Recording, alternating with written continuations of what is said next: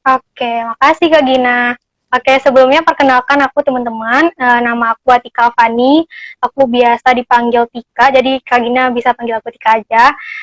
Aku sekarang ini menjadi mahasiswa semester 4 jurusan Ilmu Hukum Universitas Andalas. Mungkin teman-teman baru tahu Universitas Andalas. Universitas Andalas itu ada di Sumatera Barat, tepatnya di Kota Padang. Oke, Mungkin itu aja Kak. oke berarti aku bisa panggil Katika ya. Iya, Oke, Kak Gina. iya. Nah, sebelum kita melanjutkan sesi ini, aku mau informasiin ke teman-teman yang udah gabung sama kita, boleh gitu ya langsung memfollow Instagram kita @intipkuliah untuk informasi live setiap harinya dengan mahasiswa dan juga jangan lupa untuk subscribe channel YouTube kita karena di sana ada ratusan video dari berbagai jurusan gitu ya yang ada di Indonesia bersama dengan mahasiswanya. Nah, oke Kak, mungkin tanpa berlama-lama kita langsung aja ke pembahasan tentang jurusan ilmu hukum di Universitas Andalas. Nah Kak, ini untuk jurusan ilmu hukum itu sendiri secara garis besar itu kayak gimana sih Kak? Boleh Kak dijelasin ke kita semua? Oke, makasih Kak Gina. Oke, sebelumnya teman-teman mungkin sepintas mengenal jurusan ilmu hukum pasti teringat undang-undang, Mhm, hakim, betul. peradilan, kejahatan, dan sebagainya. Mungkin itu ya. Nah, Iya Kak. tapi itu benar, tapi itu hanya gambaran umum aja. Nah, sebenarnya jurusan ilmu hukum itu banyak banget yang dibahasnya sampai-sampai di jurusan ilmu hukum itu sendiri kita bagi menjadi 5 bagian. Itu ada bagian pidana, bagian perdata, bagian hukum administrasi negara, hukum internasional, sama hukum tata negara. Nah, dari bagian-bagian hukum itu sendiri nanti akan banyak lagi mata kuliah yang membahas misalnya di bagian hukum perdata nanti kita akan belajar mata kuliah hukum perjanjian, hukum perusahaan dan kontrak drafting lainnya. Jadi teman-teman kalau membayangkan jurusan ilmu hukum hanya undang-undang, membahas undang-undang enggak. Kita di sini malahan kita belajar hukum internasional. Nah, kita belajar diplomasi dan juga kita belajar hukum administrasi negara. Bagaimana kita mengolah suatu administrasi pemerintahan atau tata kelola pemerintahan itu supaya menjadi lebih baik lagi. Jadi jangan mandang jurusan ilmu hukum ya undang-undang aja kayak gitu. Enggak, sebenarnya tuh banyak banget di dalamnya. Oke, berarti itu dia untuk segambaran umumnya gitu ya Kak tentang ilmu hukum. Jadi kalau mungkin dikiranya mempelajari undang-undang yang emang sebanyak itu gitu ya Kak, tapi Ya, di dalamnya enggak mempelajari undang-undang aja gitu ya Kak, tapi mempelajari memang bener Kak. ya tentang hukumnya sesuai dengan mungkin jenis-jenisnya yang tadi udah Kakak sampaikan ada 5 jenisnya juga, mulai dari hukum Hmm, yang ada di Indonesia maupun hukum yang benar. internasional gitu ya. Oke. Nah, mungkin Kak, apa sih Kak alasan Kakak sampai akhirnya itu Kakak tuh memilih jurusan ilmu hukum gitu Kak? Boleh diceritain pengalamannya dulu gitu Kak? Silahkan. Oke. Sebenarnya dulu tuh malahan nggak kepingin ngambil jurusan ilmu hukum karena aku sendiri orangnya latar belakang emang dari SD, SMP sampai SMA itu orang aku tuh pendiam banget, nggak pernah ikut lomba debat, public speaking, bicara depan umum atau hal-hal uh, yang berbau ilmu hukum sendiri deh aku nggak pernah gitu. Dan kenapa aku tiba-tiba milih jurusan ilmu hukum? Nah, uh, sebagian orang kuliah itu kan ada dua pilihan ya.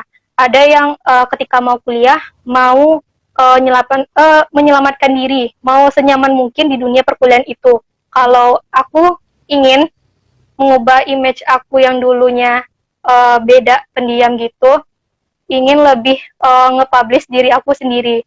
Jadi aku keluar dari zona nyaman aku sehingga aku memutuskan untuk pergi dan mengambil jurusan ilmu hukum dan itu pilihan aku dan teman-teman aku juga banyak uh, nge bukan ngejudge ya tapi ngasih saran aku duluan kok Atika ngambil jurusan ilmu hukum sih kamu kan pendiam gitu kamu kan nggak apa namanya itu nggak kurang bisa nge-publish diri di depan orang.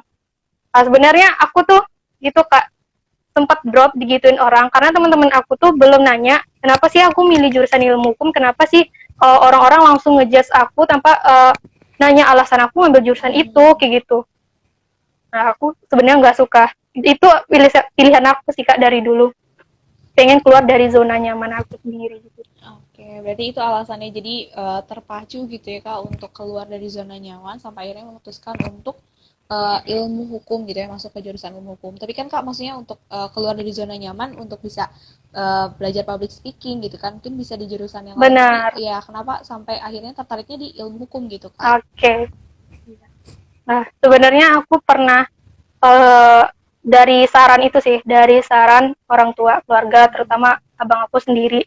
Nah, jadi abang aku, dia tuh punya temannya tuh juga pernah ada kuliah di jurusan ilmu hukum di salah satu universitas di Jawa, dan dia tuh eh, lang enak banget kayaknya kuliah langsung selesai kuliah S2 langsung dapat pekerjaan yang mantap, terus dia punya kreativitas yang lain sehingga jurusan yang ilmu hukum yang dia pilih tadi tuh nggak menghambat pilihan dia di dunia kerja. Jadi banyak banget dunia kerja itu yang membutuhkan jurusan ilmu hukum itu Kak, dari saran keluarga sama abang aku sendiri.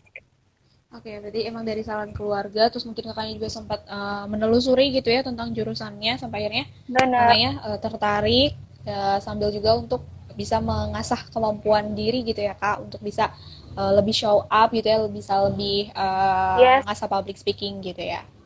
Oke, karena untuk di jurusan kakak sendiri ada nggak sih kayak mata kuliah ataupun mungkin tugas-tugas yang khas gitu kak? Oke, untuk mata kuliah yang khas atau apanya itu banyak banget. Sebelumnya aku udah sebutin tadi, di hukum itu ada hukum pidana, bagian hukum pidana, perdata, hukum internasional, dan adem negara sama tata negara. Nah, untuk khususnya sendiri, pengkhususan dari bagian-bagiannya tadi, itu kita akan belajar praktik peradilan itu sendiri. Kalau teman-teman mungkin pernah lihat di TV, praktik peradilan itu kayak apa, orang beradil di depan sidang tuh kayak apa. Nah, kita di jurusan hukum itu akan ada praktik itu sendiri, baik itu dari praktik hukum tata usaha negara, praktik peradilan Mahkamah Konstitusi, praktik peradilan umum, sama praktik uh, peradilan, aku lupa satu lagi. Mungkin itu sih Kak, ada praktik peradilan, itu sih yang paling khususnya di jurusan ilmu hukum. Oke, jadi yang khususnya itu ada praktik peradilan gitu ya kak, yang mungkin Benar. gimana sih sidang gitu ya kak, menjadi Iya, hakim, pengacara gitu ya, yang mungkin eh, yang menjadi korban dan sebagainya gitu ya, yang tersangka dan sebagainya juga. Sesuai dengan ya jenis-jenis yang mungkin peradilannya itu sendiri. Nah, terus kak untuk jurusan kakak ada nggak sih kayak konsentrasi gitu kak? oke. Sebenarnya di jurusan ilmu hukum itu ada 8 konsentrasi dari 5 bagian hukum tadi. Yang pertama tuh ada hukum perdata murni.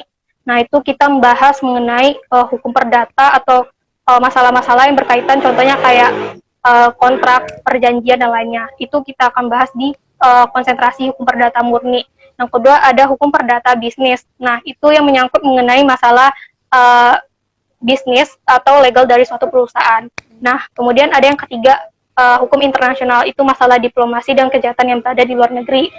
Kemudian ada hukum pidana. Nah, hukum pidana mungkin teman-teman sudah tahu itu banyak banget dipublish di televisi seperti kejahatan terorisme atau korupsi. Nah, itu akan masuk di penjurusan konsentrasi hukum pidana. Nah, kemudian ada hukum ADM negara. Nah, hukum ADM negara ini ruang lingkupnya ada di tata kelola pemerintahan juga, cuma kita belajarnya di segi administrasinya.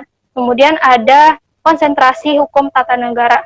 Nah, di hukum tata negara ini kita lebih mempelajari bagaimana struktur dari pemerintahan itu dari awal-awalnya hingga uh, perkembangannya sampai sekarang gitu, harus seperti dalam pembuatan undang-undang, tata kelola pemerintahan dan birokrasi.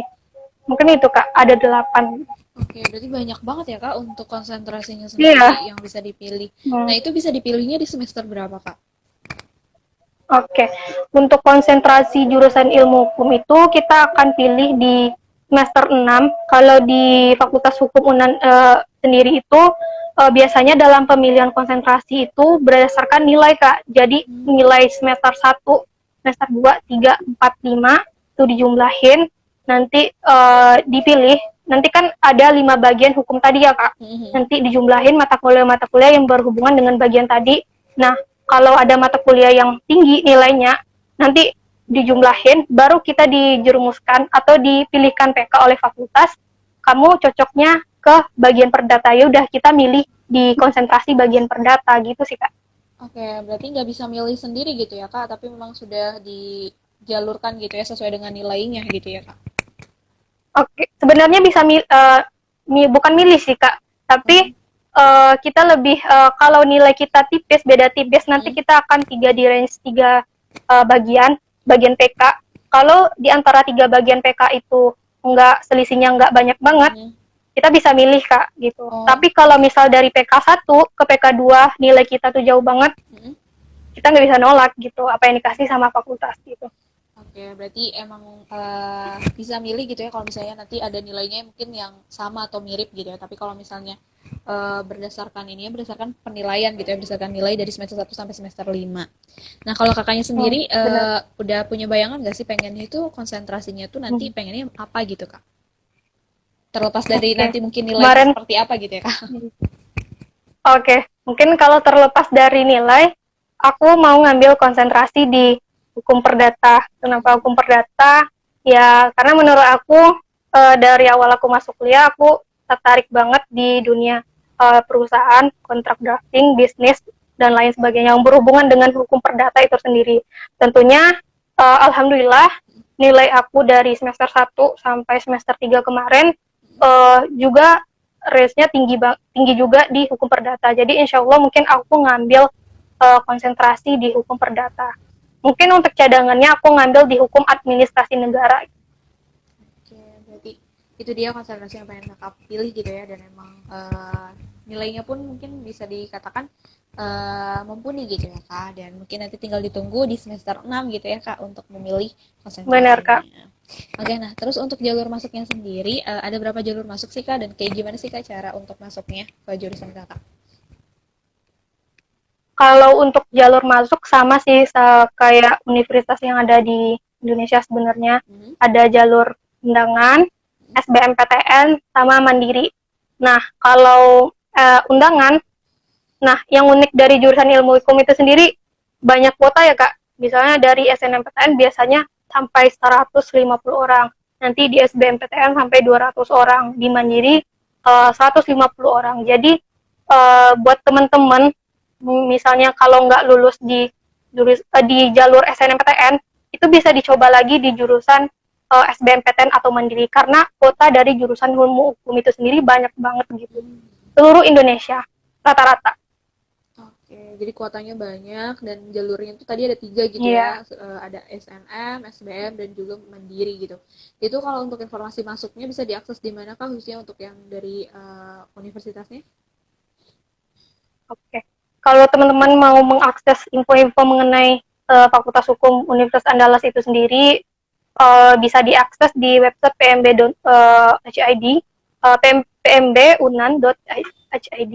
Kalau di secara umumnya di kementerian itu teman-teman bisa akses di akun LTMPT. Nah, di akun LTMPT kalau zaman aku sendiri itu ada range-nya penerimaan dari 2 tahun sebelumnya. Kuota penerimaan dari 2 tahun sebelumnya itu akan bisa menjadi panduan bagi teman-teman untuk mau ngambil jurusan ilmu hukum itu sendiri. Oke, siap. Oke, itu dia informasinya, boleh teman-teman boleh langsung dicatat gitu ya untuk informasi masuknya. Oke. Nah, terus Kak, mungkin kakaknya kan udah kuliah. Ini sekarang di semester 4 ya Kak? Semester 4 ya? Ya, nah berarti Iya benar Kak. Ya, udah kuliah cukup lama lah ya Kak, beberapa semester gitu. Iya, udah lama betul. Ya, nah boleh dikasih tips-tipsnya gitu ya Kak, untuk teman-teman mahasiswa baru yang emang baru gabung gitu Kak di jurusan kakaknya. Oke, kalau aku sih tipsnya terutama untuk anak SMA ya, kelas 12 yang mau ngambil jurusan ilmu hukum. Nah, teman-teman, mungkin teman-teman ada yang kayak aku juga, dulunya nggak punya bakat, nggak punya ahli, nggak punya dunia prestasi dan lain sebagainya, introvert banget. Itu jangan takut kalau teman-teman mau berusaha atau keinginan mau ngambil jurusan ilmu hukum. Jadi teman-teman bisa, karena di dunia kuliah itu kita nggak langsung pintar kayak gitu aja, karena kita belajar dari nol. Teman-teman aku juga banyak yang aku cari tahu dulu SMA-nya tuh nggak punya prestasi bidang debat gitu, nggak pernah public speaking gitu. Tapi kita dari dunia perkuliahan itu sama-sama belajar, nggak ada yang ketinggalan kok selagi kita mau belajar gitu. Itu sih untuk teman-teman SMA. Untuk teman-teman yang udah kuliah di ilmu hukum itu sendiri, teman-teman ya mungkin lebih nge-improve lagi diri teman-teman, ngasah lagi, terutama dalam jurusan ilmu hukum itu sendiri. Nah, terus teman-teman jangan lupa ngembangin kreativitas kalian, terutama selain dari dunia perkuliahan. Teman-teman, kalau misalnya teman-teman tertarik dalam dunia jurnalistik, teman-teman bisa masuk atau ngembangin bakat kalian dalam jurnalistik. Jadi di dunia perkuliahan itu jangan tertutup untuk belajar perkuliahan saja, gitu. Teman-teman bisa ngembangin bakat kalian teman-teman sendiri. Oke, itu dia berarti ya Jadi itu Kak. sih, Kak. Oke, untuk tipsnya gitu ya untuk mahasiswa yang sudah bergabung gitu ya di jurusannya, silahkan dikembangkan kembali gitu ya, bakat-bakatnya gitu ya, dicari juga skill-skill di luar pembelajaran kuliah gitu ya Kak, seperti itu. Iya, benar. Ya, nah untuk prospek kerjanya sendiri Kak, dari jurusan Kakak itu seperti apa sih, dan alumni itu banyaknya kerjanya di mana? Oke. Kalau dari alumni sendiri, itu paling banyak kerjanya di law firm, di suatu perusahaan, bagian legal atau HRD, itu paling banyak sih.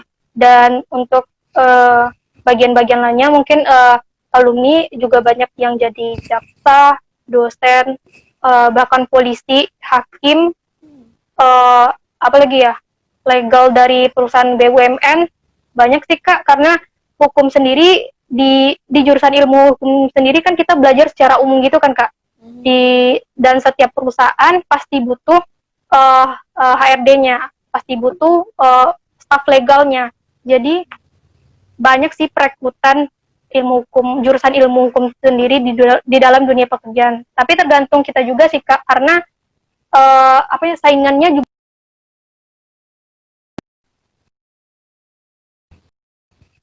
Jadi kita harus punya keahlian sendiri atau bisa mempunyai kelebihan atau keunggulan supaya kita ditarik oleh suatu perusahaan. Gitu sih Kak. Oke, berarti luas juga ya Kak untuk prospek kerjanya, karena ternyata banyak banget gitu ya mungkin lapangan kerja yang membutuhkan dari lulusan ilmu hukum itu sendiri gitu ya Kak. Oke Kak, nggak kerasa nih ya Kak, udah masuk ke sesi pertanyaan terakhir dari aku. Ini terkait tentang rencana dan juga harapan Kakak ke depannya setelah nanti lulus nih Kak. Gimana sih Kak rencana dan harapannya? Kalau rencana lulus, insya Allah kalau masih diberikan kesehatan, rezeki, uh, keinginan untuk belajar pastinya, aku mau insya Allah lanjut S2. Kalau bukan keinginan Tuhan, mungkin aku bisa cari pekerjaan dulu. Keinginan aku sih bekerja di staf kementerian ya Kak. Alhamdulillah kalau emang diterima di staf kementerian Kemenkumham. Itu sih capaian tertinggi, ingin capaian tertinggi aku. Tapi aku mau, untuk utamanya aku mau lanjutin S2 dulu. Doain aja ya Kak, doain aja ya teman-teman. Iya, semoga bisa tercapai ya untuk harapan dan juga rencana-rencananya setelah lulus nanti gitu ya Kak. Oke, mungkin Amin. sekian ya Kak untuk sesi sharing kita pada hari ini terkait tentang pengalaman kakaknya. Makasih banyak Kak. Semoga informasinya Oke, bisa bermanfaat untuk teman-teman yang nonton. Dan juga terima kasih banyak, sehat selalu ya Kak. Sampai bertemu lagi mungkin di lain kesempatan ya oke, Kak. oke. Terima Makasih kasih. banyak Kak Gina, Ya, makasih banyak sama-sama. teman-teman.